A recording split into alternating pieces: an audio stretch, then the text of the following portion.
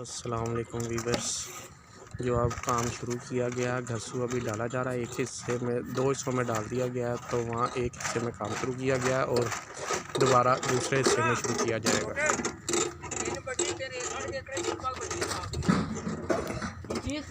تین بجری تین دیتا کس چیز اتنے بجری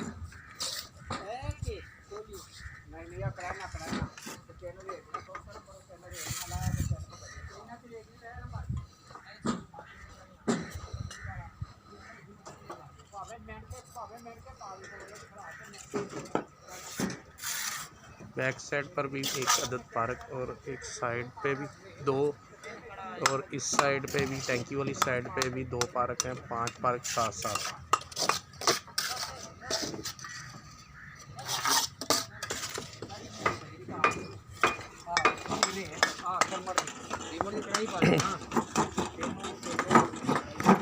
دوسرے پلاٹ میں گھسو مکمل ہو چکا ہے، وہ ایسے بیلنس کیا جا رہا ہے اور اس میں ابھی ڈالنا ہے۔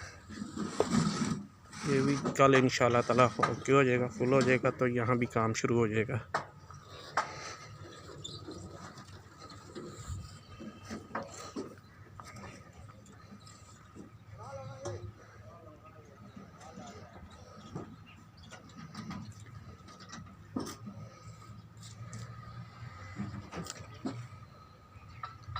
سامنے 12 مرلے والا پارک ہے اس سائڈ پہ۔